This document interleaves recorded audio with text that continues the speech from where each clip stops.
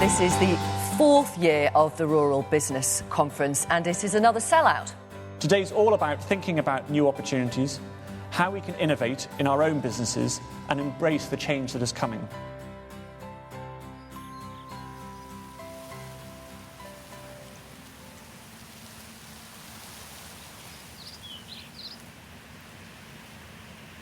My husband died in 1996. He was 56. He had no children and no nieces or nephews.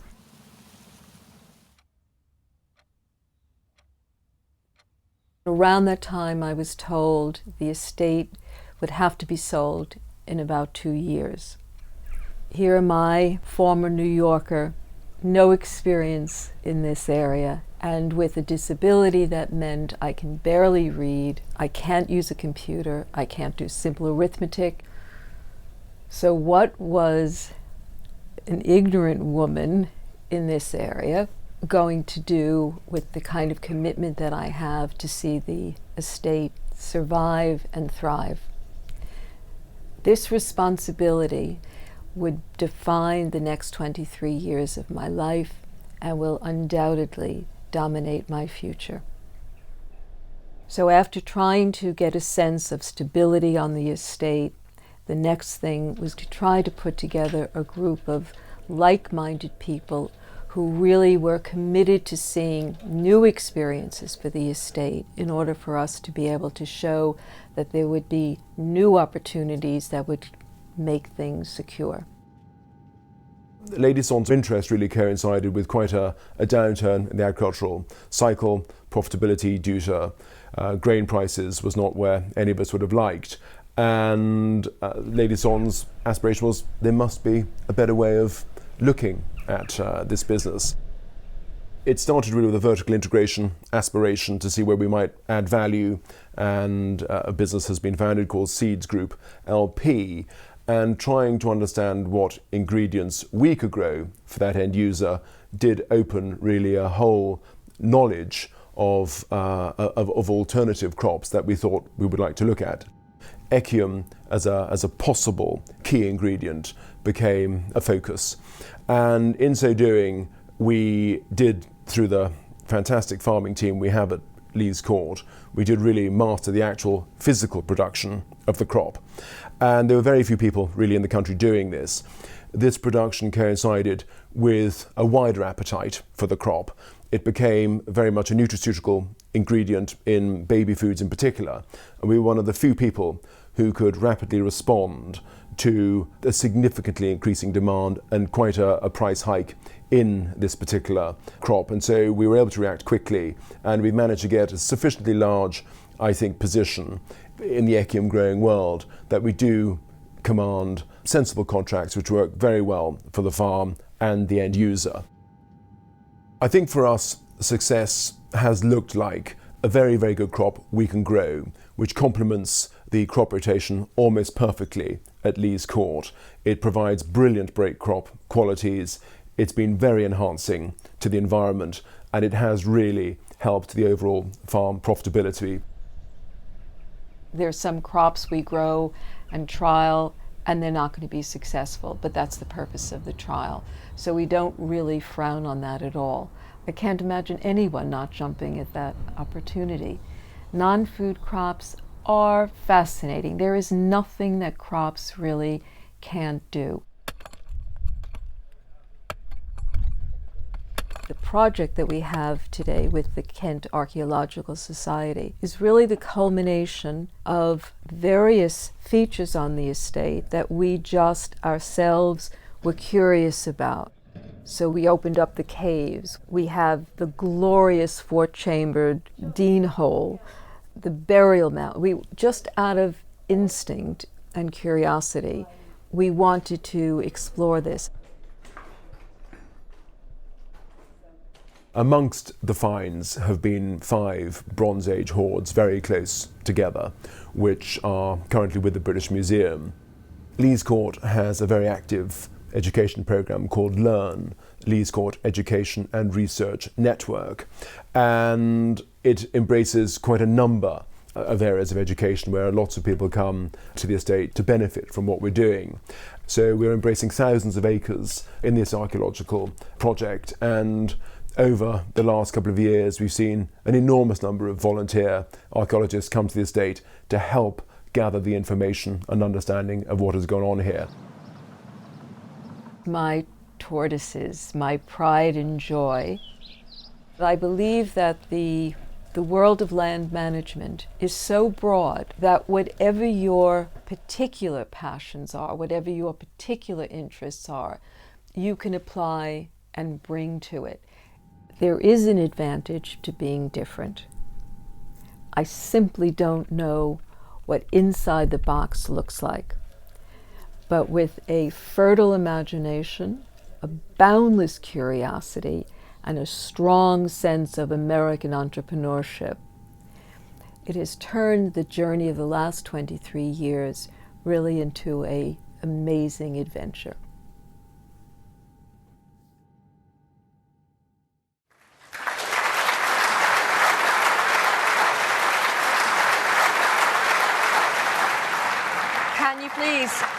Can you please welcome the owner of the Lees estate, a brilliant example of a diversified business.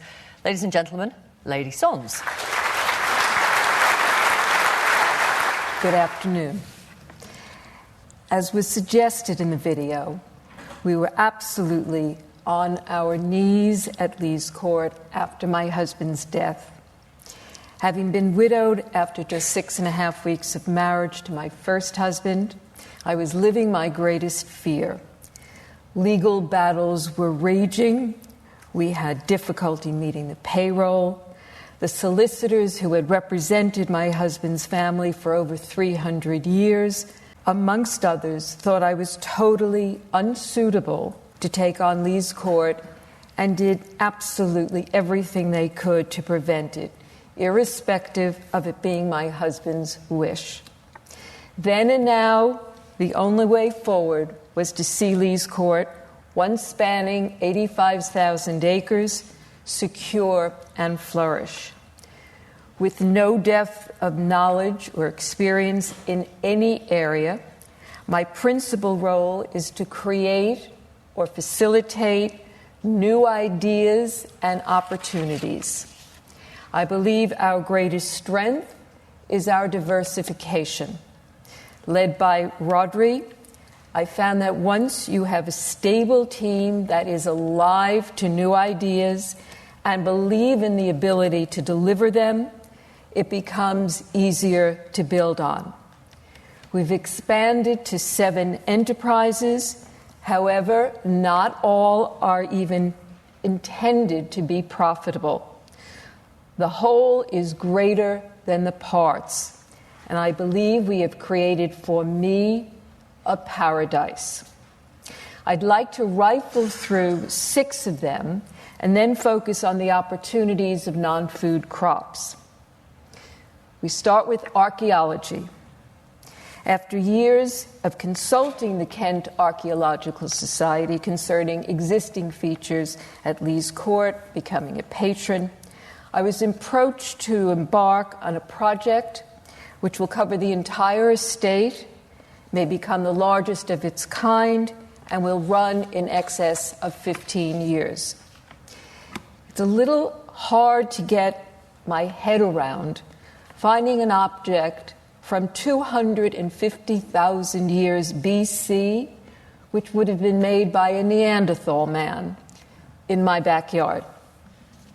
It does put in perspective my husband's family's brief 700-year-old history. The experience of working with archaeologists was entirely different than I anticipated. This is community-based archaeology. We are exploring, discovering, educating. It is not commercial archaeology. And I would urge anyone who has this opportunity to seize it. Learn. This has been certainly the most personally satisfying.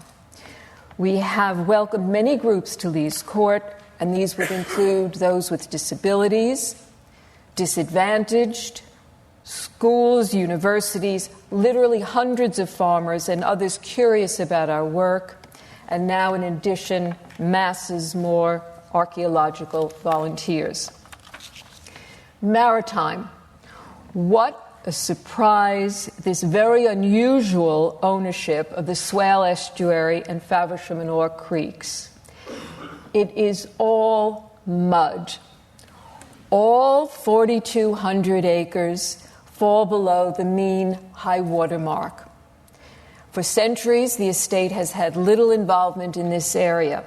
It was only after London Array, which was then the world's largest offshore wind farm, approached us, did we get involved. Not knowing what this kind of mud would look like, spent a day with our local fisherman, Blue Walpole. The estate has shrunk over the years, but this reawakening of our interest in maritime has brought with it an entirely different culture and environment. We have enjoyed everything from the rarest of habitats for migrating waders, hand-picked, Michelin-acclaimed oysters, fishing, wildfowling, dealing with moorings, and the prospect of more commercial opportunity with the rejuvenation of the creek in the heart of Faversham. Shooting. As a former New Yorker, this was bound to be the greatest challenge. Adding to my own lack of experience was the dramatic cutback in scale due to my husband's health, and then was left with one untested keeper. I'd always intended to keep the shoot for the extended community, protect the traditions that had evolved over literally centuries, as well as wanting the conservation benefits. We are now a commercial shoot while respecting the same personal style that we had enjoyed in my husband's lifetime. 2000, we entered a 5-year PhD project with the Game Conservancy, which provided many interesting findings. But none are more relevant than the scientific conclusion that even with a substantial number of birds, you can still deliver significant conservation benefits.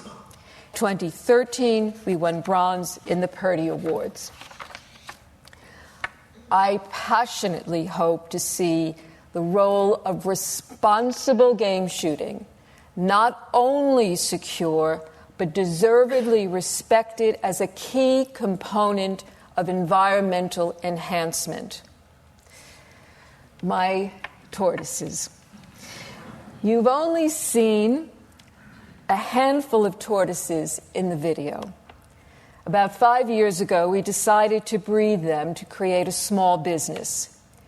We now have 138 tortoises in residence. Again, the message: with land management, you can indulge whatever your personal passion. And the way it's put today is #find your own tortoise. Lastly is woodland.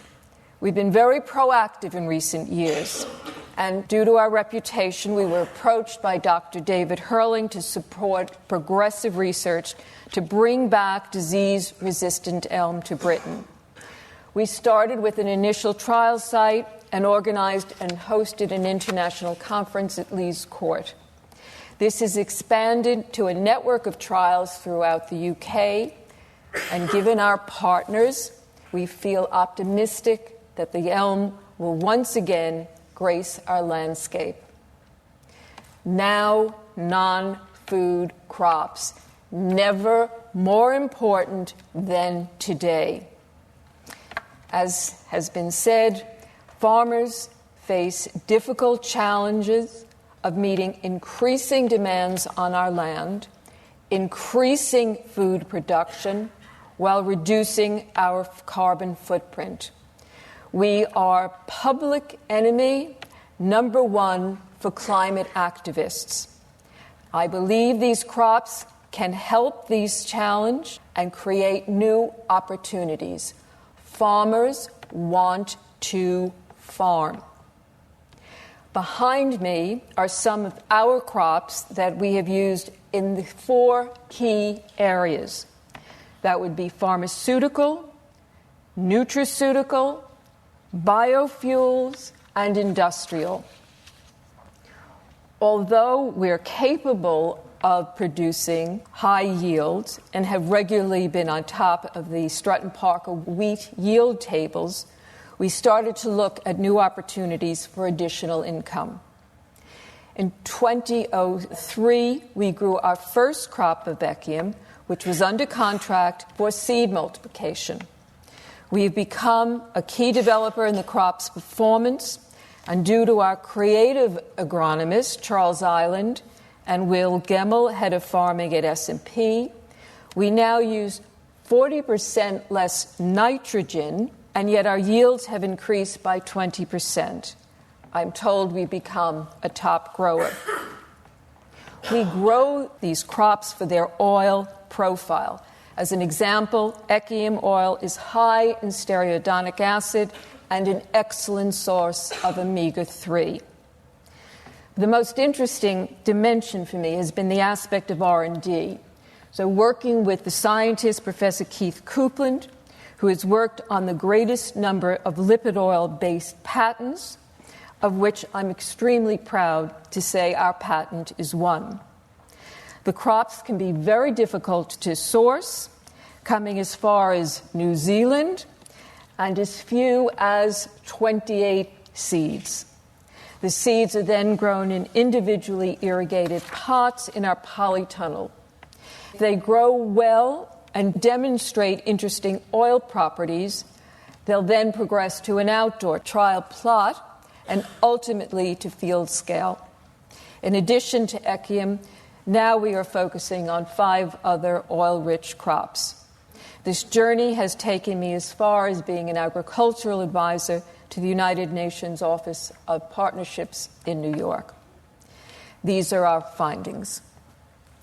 Triple bottom line accounting could not be more relevant. There are economic, environmental, and social reasons for growing them. Despite the benefits, there are still only few contracts available. It is likely to remain a niche market. However, that is not the case for bioplastics. They are made from renewable raw material, which are usually maize or potatoes. But they then have to go through an extraction process to produce a bioplastic chip. According to the latest government statistics, albeit from 2017, the plastics market is worth over £25 billion, is the 3rd largest industry in the UK, of which bioplastic is less than 1%. 5 million tons of plastic is made in the UK, of which only 3,000 tons is bioplastic. But this does highlight the enormous opportunity. There is in each of your goodie bags a Lees Court bioplastic pen. The top pen we had first made, and you can see how the technology has developed. Now, come with me on this next point. Bioplastics manufacturers in the UK are dominated by the US giants, with a handful of smaller British companies. However, all of the raw materials are imported. I say this as today the UK does not have one starch extraction facility that is suitable for making bioplastic chips. Germany and Italy are leading the way in Europe. One British manufacturer we spoke to imports bioplastic chips from Asia. Many of us are concerned about our global footprint. It is conceivable that China would import maize from Argentina, extract starch, and export the bioplastic chips to Britain. The government has committed $60 million to R&D for the bioplastic sector. But what about today? Why are we behind again? Why can't our British farmers be supplying our maize and our potatoes for extraction for this exploding bioplastic industry? And I passionately hope that with the CLA, the government, the media, and perhaps others in this room, we can make this happen. Based on our experience, here's our 5-point action plan. To rattle through them: tax benefits, government funding, an industry representation, collaboration between growers, and a willingness to take risks, championed by the government. So, Liz, thank you to my estate administrator. Thank you to the CLA for inviting me to speak today. And it's particularly meaningful to me as an outsider to be invited in. Thank you. Ladies and gentlemen, we've got maybe 6 or 7 minutes for questions from you. Could I ask Lady Sondes a question? Clearly you have a passion for tortoises, one of the incredible examples of diversification on your estate. Do you make money from breeding tortoises? No.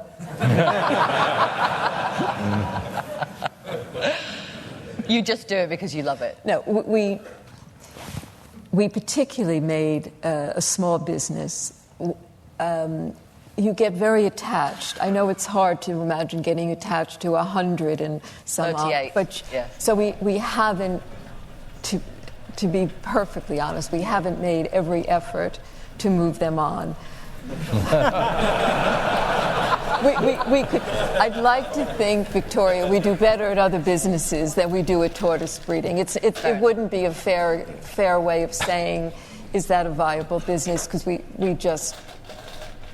Thank you for your honesty. Thank you for your honesty. Right, we've got time for one more question. Yes. Sebastian Anstruther by Lavington Estate. My daughter's just starting to come into the business now.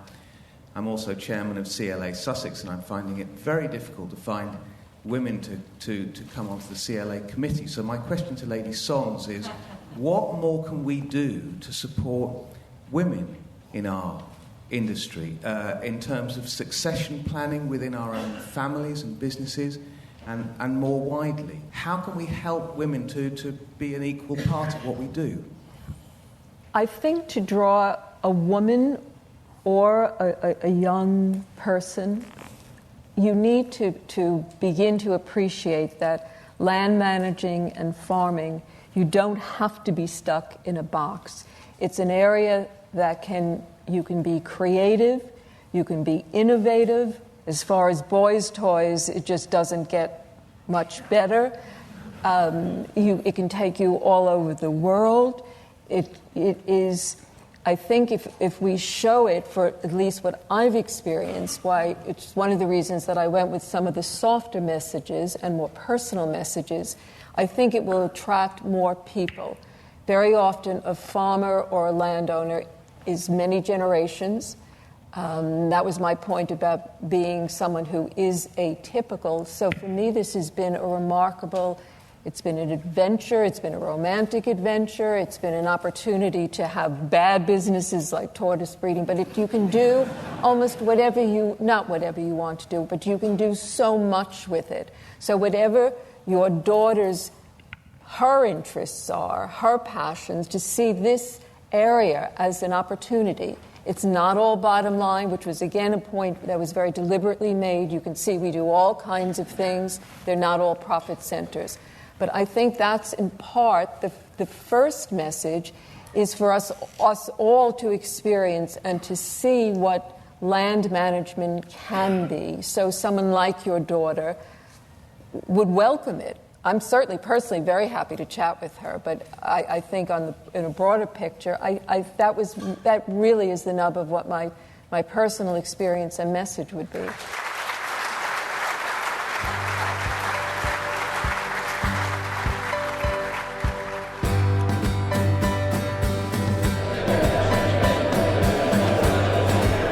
Wonderful speakers. and like-minded people. Wonderful to meet other people who have own land. You worry about taking a day out and leaving things, but yeah, it's been very thought-provoking. I found Countess Sondes really inspiring and a real advocate for don't let anybody tell you you can't do anything. Joe and Julia were just inspiring, very humbling, just to hear and see what it is that real people are doing day in, day out, changing people's lives for the better. Now's the time for all rural businesses to really think about the future and plan for the next few years. I'd love to come to next year's conference. I've learned so much at this one. The sky's the limit to what I can learn at the next one.